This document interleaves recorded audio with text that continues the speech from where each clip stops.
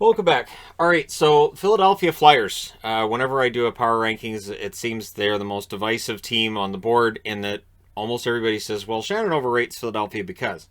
Now, watching as much hockey as I do, and I try to watch as much as possible, yes, Philadelphia is absolutely taking a dive in the power rankings right now.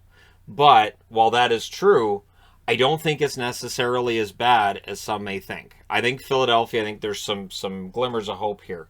Not getting into their upcoming schedule because I know the next game's against Carolina. Carolina coming off of a bad game against Seattle. It might be a rough night for Philly. Well, rough afternoon. It's an afternoon game. But October 15th, their season started with a shootout loss against Vancouver. And it was a rough night for Carter Hart. They lost that one 5-4, and definitely all the daggers were out for Carter Hart. He's had a very good bounce back since then. October 18th, they won against Seattle 6-1, and so they're 1-0-1 with that win. Then they won on October 20th against Boston 6-3. So they went to 2-0-1. Not a bad start, and again, that Vancouver game, it was just a rough one for Carter Hart. Then they lost at home on October 23rd against Florida 4-2 to drop to 2-1-1. Losing against Florida, there's no shame in that, and it was a close game for the most part. October 27th, they went to Edmonton and they won 5-3. They went to 3-1-1 with that. The next night, they went to Vancouver. They won that as well. So back-to-back, they win both. And they won that one 2-1. They go to 4-1-1. October 30th, they go to Calgary. So that's the third game in 4 nights. And Calgary beats them 4-0, dropping them to 4-2-1. Well, Calgary's a good team, so there's that. So then we start November, where they were 4-2-1 at the start. They win at home against Arizona 3-0. They go to 5-2-1. It'd be embarrassing if Arizona had beaten them, right? That's when Arizona still hadn't won a game yet this year. November 4th, they suffered an overtime loss at Pittsburgh 3-2, so they dropped to 5-2-2. Again, Pittsburgh-Philly, always close, good rivalry.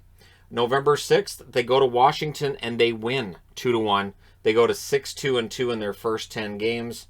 And honestly, again, they look really, really good. November 10th, at home, they lost against Toronto 3-0, dropped to 6-3-2.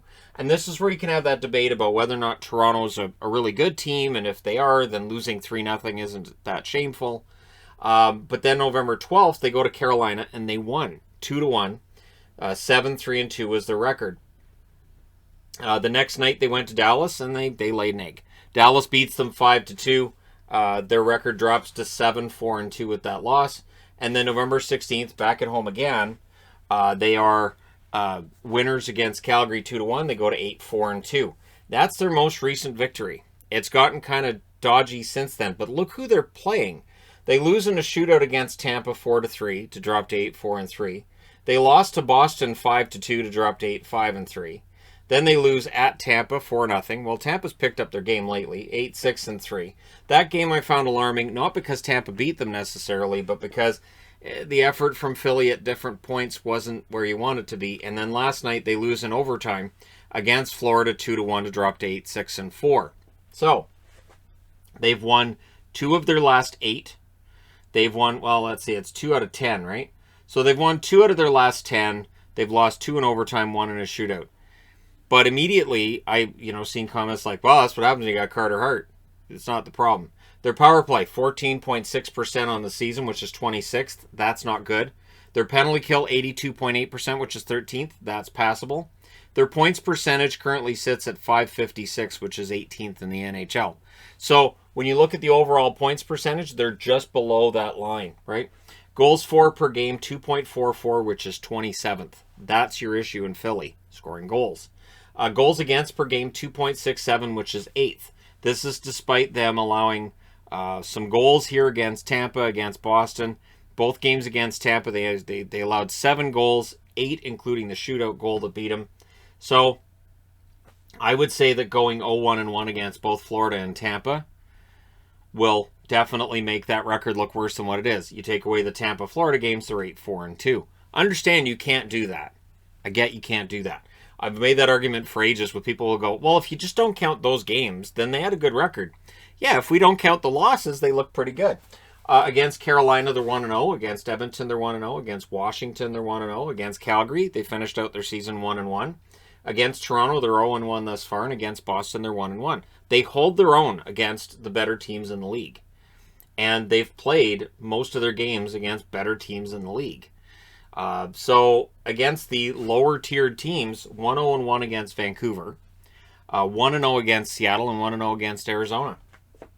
So they have not played Montreal that I can see on this board as of yet. They have not had games against teams that might be defensively deficient, like Ottawa, who have trouble keeping the puck out of their net. But it is noteworthy they have 16 goals in their last 10 games. Is that good enough? No. So where the problem lies really is a matter of, do you try to blame the guys currently in the lineup? Do you blame the general manager for how things are put together?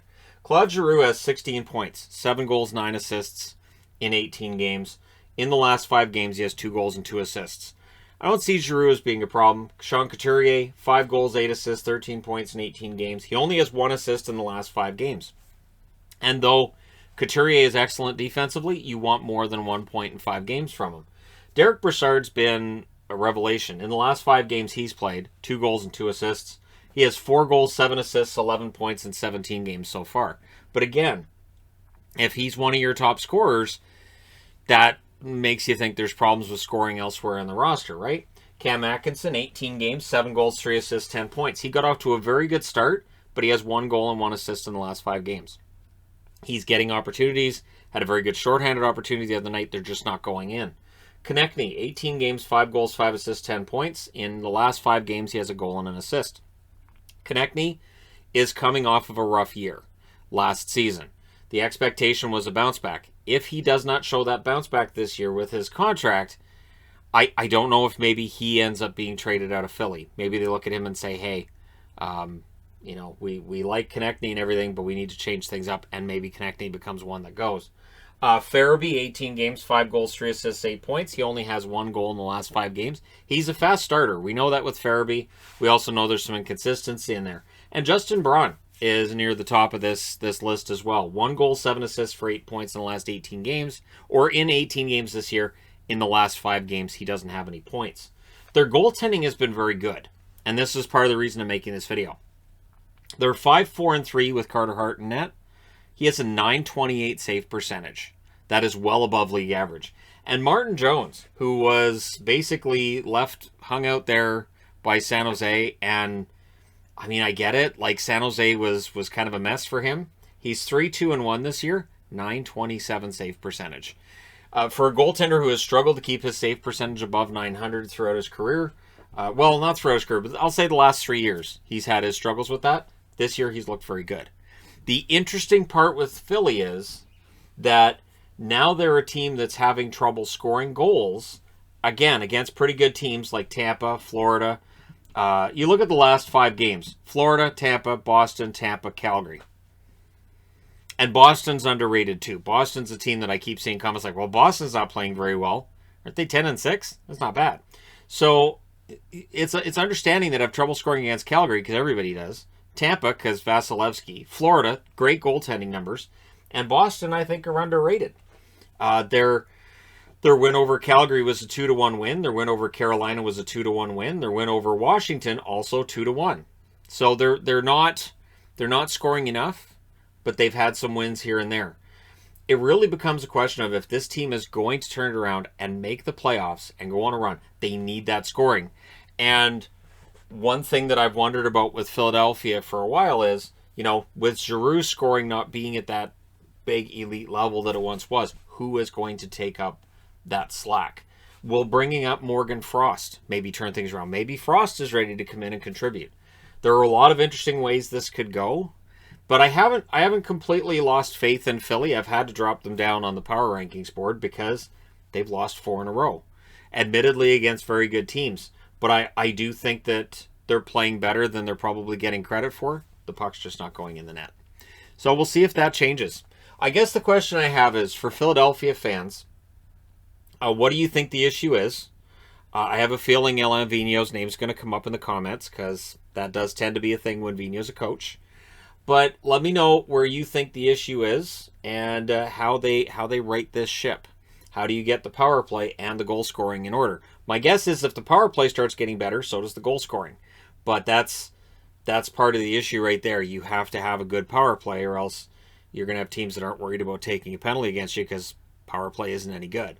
So what is the solution? That's the question I was asked, because it's really easy to put out all the complaints and, well, this guy sucks and that guy sucks and this is bad and that's bad.